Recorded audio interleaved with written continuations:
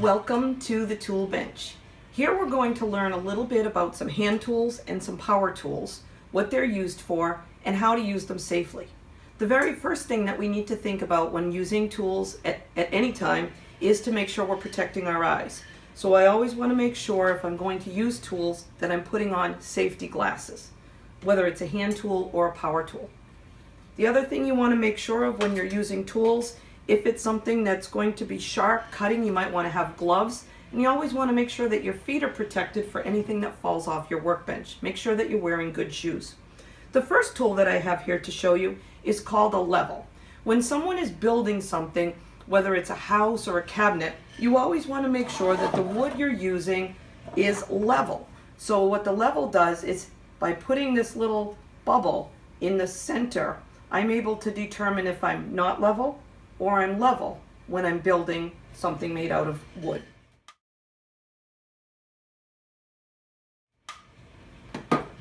Another tool we have here that most of you are familiar with is a hammer. Hammer is used when you have nails and you want to bang them into wood. What nails do is hold two pieces of wood together, and the force of the hammer drives the nail into the wood to hold two pieces of wood together. Next, we have a few tools. These are called pliers. There are a couple different kinds of pliers. They have different jobs. But basically what a plier is like an animal that might have a claw for gripping something.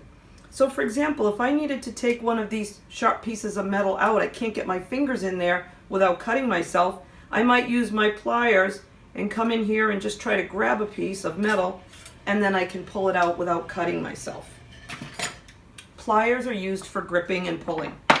The next tool I have is called a wire cutter. And what a wire cutter does is cut something that's strong like wire. My regular scissors that I have in a classroom wouldn't allow me to do this, but a wire cutter allows me to cut pieces of wire. When you're building something that has electrical wiring, an electrician might use wire cutters a lot. The next tool we have here are called wrenches. There are different kinds of wrenches. This is a box wrench and this is an adjustable wrench. I can change the size of the opening. And what wrenches help me do is tighten nuts and bolts. So when I look at this little piece here, there's two parts to it. There's nut and a bolt. And by screwing these things together and using a wrench to tighten, I'm able to, again, fasten two things together using a nut and bolt tightened by a wrench. The adjustable wrench allows me to work with bigger nuts and bolts so that I can change the size of my wrench holder to make sure that it's going to go around the size of the nut.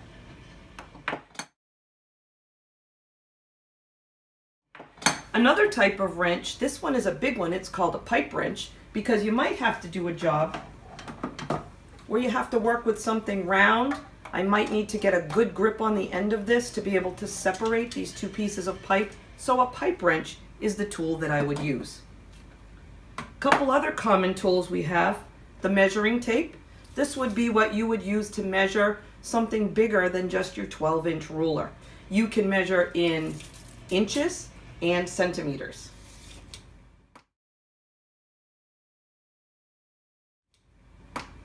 This tool here is a box saw, and it is used when you take the blade off, very, very sharp. This is a tool that would be used to cut wood to the size that you need for the project that you're going to build with. Screwdrivers, another common tool that you'll find in a toolbox. Screwdrivers come in two different types. One is flat here at the end, that's called a flathead screwdriver. And this one looks like it has a little crisscross in it. It's called a Phillips head screwdriver. Screwdrivers are used, obviously, to drive screws into wood and again, hold two pieces of wood together or fasten them together. You'll notice that the Phillips head screwdriver works with a Phillips head screw, and the flathead screwdriver works with a flathead screw.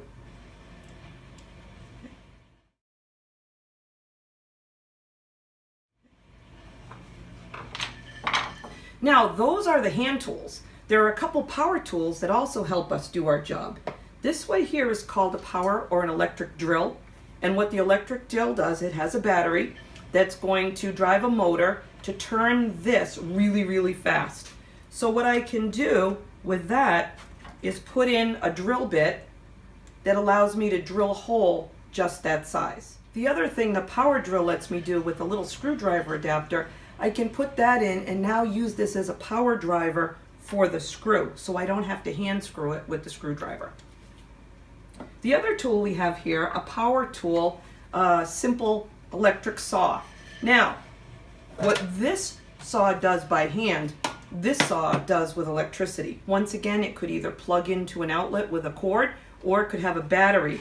And then what you would do with this is put your wood on a table and be able to cut the wood to the right size. This tool is extremely dangerous, should only be used by adults who have an understanding of how to use the power tool, and always in a safe shop setting. So that's a quick look at different types of tools that we have to use. When we're building things, we also have different types of materials that we could use. You want to choose materials for the purpose that you're building. For example, I have some pieces of wood here. Sometimes I might want to use a thick piece of wood, like a 2x4, 2 inches this way by 4 inches this way. Or I might want to use a thin piece of wood, something like this, maybe for a floor or something decorative. So different types of wood can be used for building. We can also build with metal. When we build with metal, it could be soft metal, like this aluminum flashing, very flexible and it would bend. Or I can build with very hard, heavy metal. This one is a very hard steel. It would be used maybe to make a very strong metal building or a tank or something like that. Other materials that can be used in building, here we had something called plastic or PVC piping. And you can see that this could be used maybe to let water or gas flow through. As I'm building my building, maybe I need to get water from a sink or from a water faucet at one end of my building all the way to a sink at the other end of my building. I might want to use some of this PVC piping. We can also build with things like styrofoam.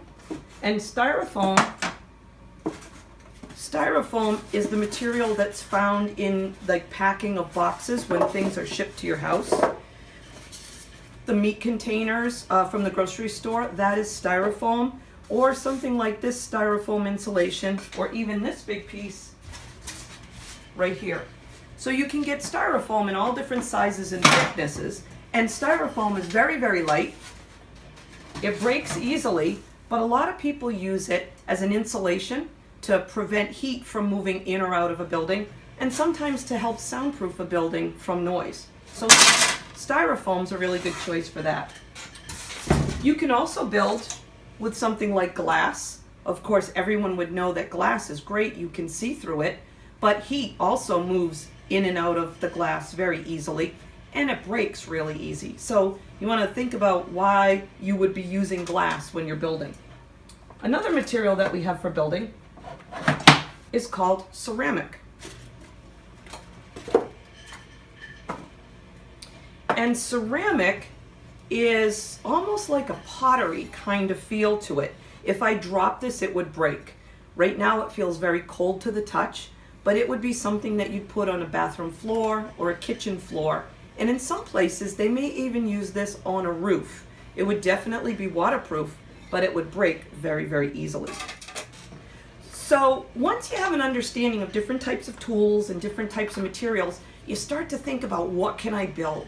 So I want to challenge the 6th grade students to think, if you had these tools and if you had some of these materials, what could you build? How would you build it? What tools would you use? How would you measure? How would you make it the right size?